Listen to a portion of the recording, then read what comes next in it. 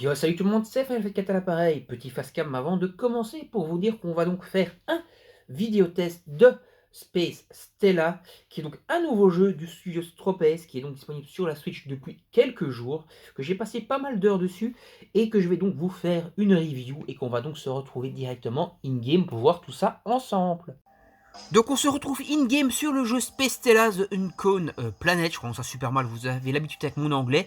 Donc Space Stella The Uncon Planet est donc un jeu qui a été développé par Tropes, qui est donc un éditeur indépendant japonais qui fait pas mal de jeux. Il y a quand même pas mal de jeux qui sont sortis surtout sur la Switch. Le jeu est sorti il y a quelques jours. C'est un TPS qui est franchement bien à l'ancienne. Voilà, il y a au moins, on va dire, 15 ans de retard sur le jeu. Bon, c'est un jeu indépendant, donc ceci peut expliquer cela. Il y a pas mal de défauts dedans, mais j'ai quand même pris du fun. Bon, je vais vous expliquer, il faut quand même que je vous parle de tous les défauts pour pas non plus que vous sautez dessus aveuglément. Alors déjà, donc on a beaucoup de niveaux, ça c'est un point positif, mais au point négatif, les 10 premières missions sont franchement à chier. Ouais. Les 10 premières missions, normalement le jeu est... On dit toujours que les jeux ils doivent mettre le paquet sur les premières missions et qu'après ça devient de mieux en mieux. Là c'est l'inverse. Enfin, de moins en moins bien plutôt. Là c'est l'inverse, en fait c'est moins bien au début et après ça devient de mieux en mieux. Donc voilà. Donc il faut le savoir, il faut se faire violent sur les 10 premières missions qui sont dans des environnements assez dégueulasses. Et on est même en présence, voire de graphisme PS2 à ce moment-là, donc c'est franchement très très laid. Et après, ça va devenir de mieux en mieux, on va passer sous des graphismes PS3. Donc ça a quand même pas mal de retard au niveau des graphismes. Bon, c'est un jeu indépendant, donc ceci explique cela. Lorsqu'on a fini les 10 premières missions du mode principal, du mode histoire, on va débloquer un mode qui s'appelle le mode Wave, le mode vague, qui va donc, on va devoir combattre des vagues d'ennemis à la suite. Lorsqu'on arrivera à la 10e vague, on va débloquer le mode Infinity, qui lui est un mode zombie. Voilà, donc on a ces deux modes de jeu qui vont se débloquer plus tard dans le jeu, et au début on n'a que le mode histoire. Je vais vous faire une petite aparté, donc on peut changer de personnage. Bon, moi j'ai toujours utilisé le personnage principal. Si on veut changer de personnage plus rapidement, il faut avoir 50 000 d'or pour l'acheter plus vite. Voilà, on a de l'expérience qui gagne. Plus on va avancer, on va faire des vagues, plus on va gagner les missions du mode principal, etc.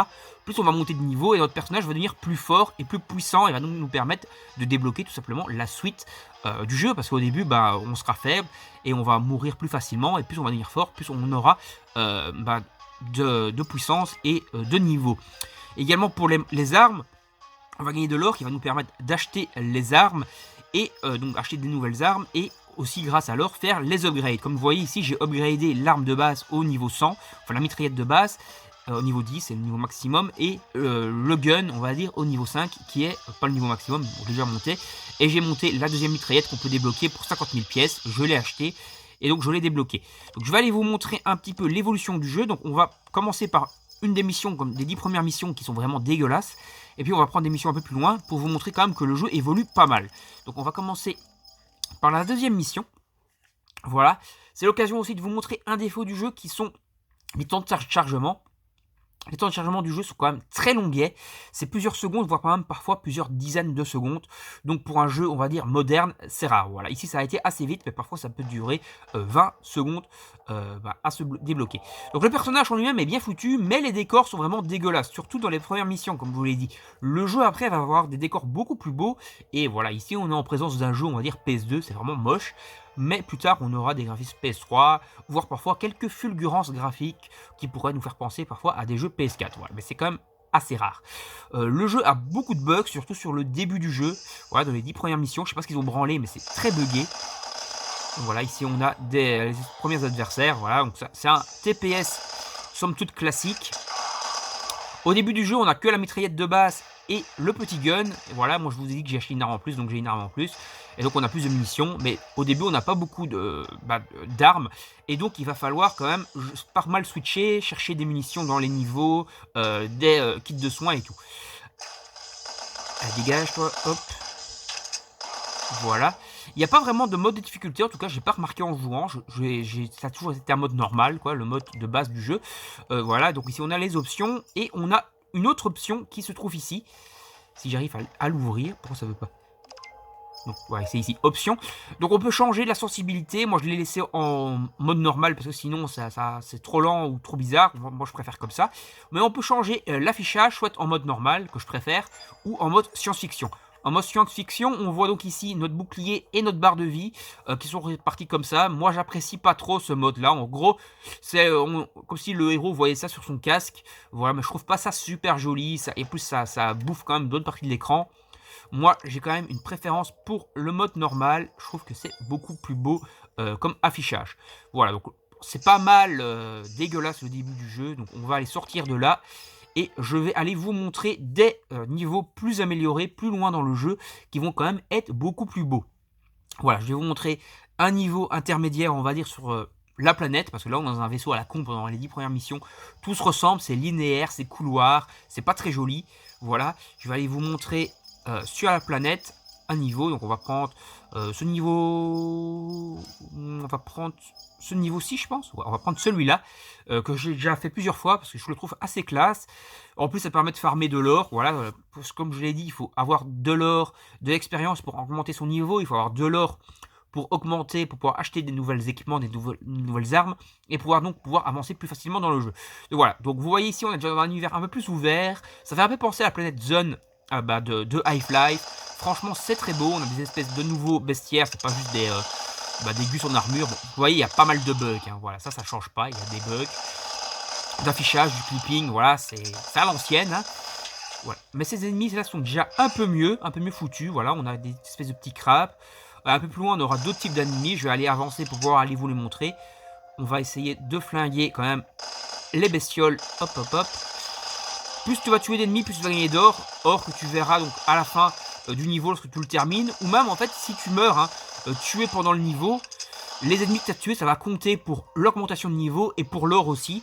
Et donc, tu vas quand même gagner, même si tu perds, entre guillemets, que tu meurs dans le niveau, tu vas quand même gagner de l'expérience et de l'argent pour pouvoir upgrader tes personnages. Voilà, donc ici, on a des espèces de nouvelles bestioles, là, des espèces de monstres volants et laids. Voilà. Alors, il faut savoir que le jeu coûte 17 €. Voilà, je vous le dis, hein, c'est 17 € sur le store. C'est un jeu donc indé.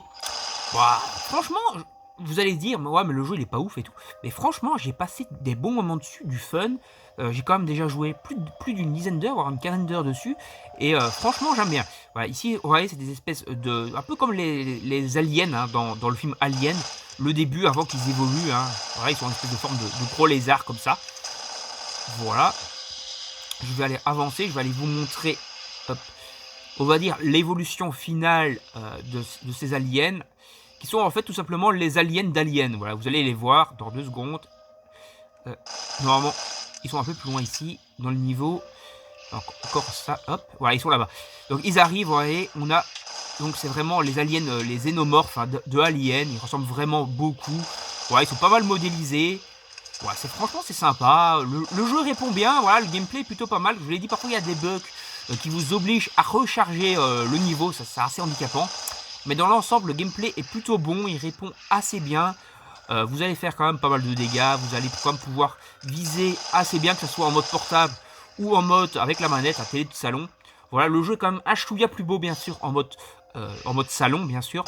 Mais bon, ça reste quand même pas ouf. Mais comme vous le voyez ici, comparé au début du jeu, ça a quand même bien évolué graphiquement. Là, on est sur de la PS3. Hein. Donc voilà, on va quitter maintenant à nouveau le niveau et je vais aller vous montrer un niveau plus avancé encore pour vous montrer un nouveau type d'environnement et encore peut-être du coup des graphismes un peu plus jolis. Donc voilà, on va aller de nouveau dans la sélection des niveaux.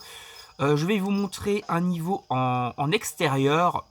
Voilà, encore en extérieur, mais dans un truc complexe, on va dire industriel, voilà, qui est toujours sur cette planète. Voilà, c'est la planète inconnue, voilà, qu'on visite. En gros, le speech de base, parce qu'il n'y a pas vraiment le scénario tient sur un simple poste. Hein. En gros, on est envoyé pour enquêter sur une nouvelle planète, une nouvelle colonie. Et quand on arrive sur cette nouvelle planète, cette nouvelle colonie, il y a déjà un groupe d'aliens qui a pris le contrôle de la planète. Et nous, on va essayer un peu d'aller déloger donc, ces aliens pour un peu reprendre le contrôle de cette planète. Voilà, ici, vous voyez, c'est nouveau un peu plus beau graphiquement. Voilà, comme vous voyez, il y a quelques fulgurances graphiques. On se retrouve en fait entre des jeux qui est aussi entre de la PS2, de la PS3 et de la PS4. C'est pas du tout fluide au niveau graphique. On va avoir franchement de toutes les générations au niveau des graphismes. Voilà, ça peut être handicapant. Donc comme vous voyez, on a la barre orange qui est donc le bouclier de vie, le bouclier du personnage, qui lui va remonter petit à petit, en fait, lorsqu'on va se cacher pendant un temps, pour lorsqu'on aura tué les ennemis, voilà, qu'on ne sait plus tirer dessus, le bouclier va augmenter petit à petit. Et voilà, donc on peut se servir de ça, on peut essayer à chaque fois se planquer, un peu jouer sur le bouclier pour augmenter donc notre défense.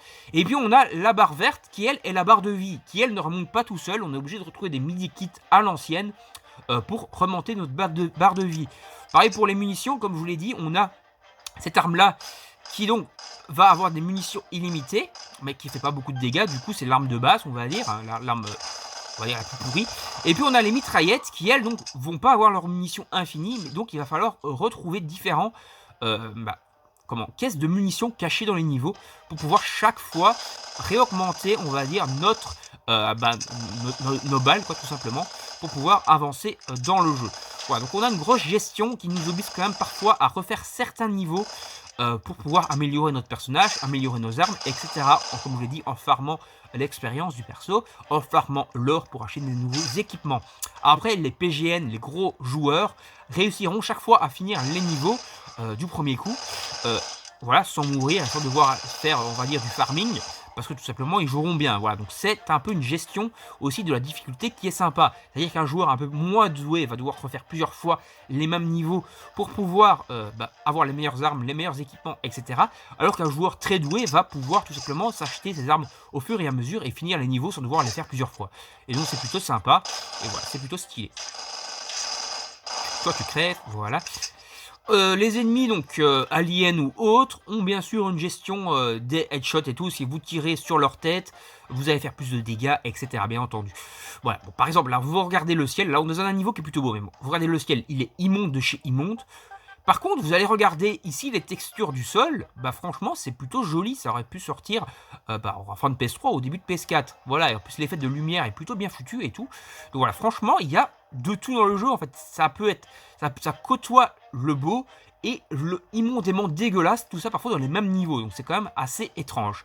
Donc, je vais aller vous montrer maintenant les autres modes de jeu. Donc le mode vague et le mode Infinity. Le mode Infinity, ça va être un peu une découverte pour moi, parce que je n'y ai pas encore vraiment joué. Le mode vague, j'ai bien sûr avancé dedans, parce que sinon j'aurais pas débloqué le mode Infinity. Bon, je vais aller vous montrer ça.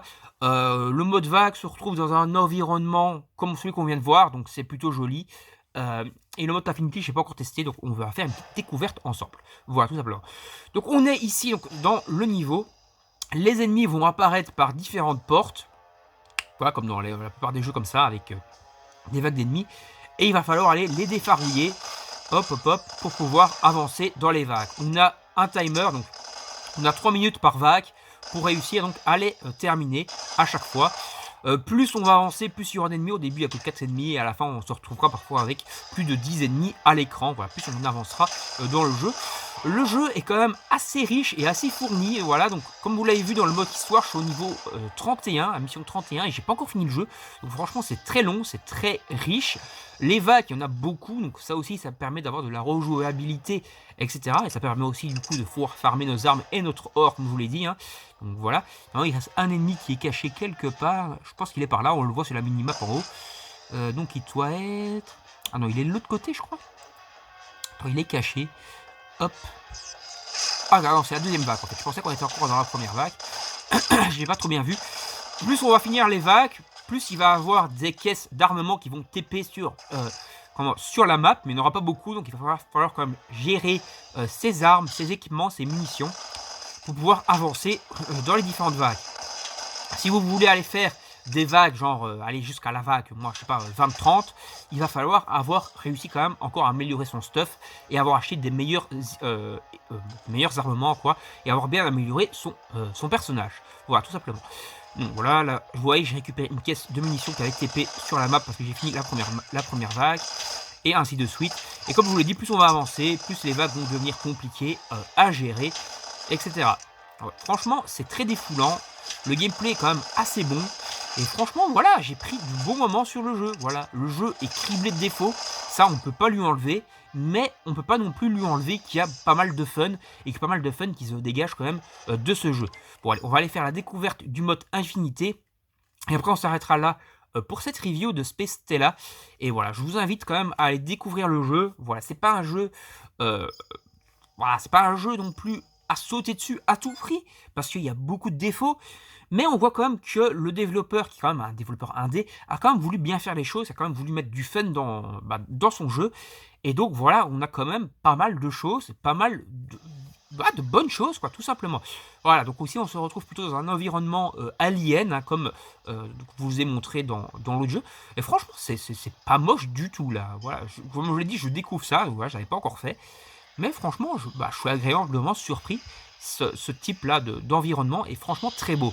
Voilà, donc on va en fait, je pense, enchaîner un peu les bestioles aliens, hein. Et il va falloir, je pense, en tuer un maximum de monstres, voilà, tout simplement de créatures, zombies, monstres, etc. dans le temps imparti. Et, enfin, dans le temps imparti, non. On va falloir, à mon avis, en tuer un maximum de temps, enfin de monstres, faire donc un gros score. Et je pense peut-être qu'à un moment, on va se retrouver, du coup, avec, vu le titre, avec une infinité de créatures à affronter. Voilà, encore une fois, ça fait très alien ici. Voilà, on a vraiment l'impression de se retrouver en présence bah, d'un jeu alien, voilà, tout simplement.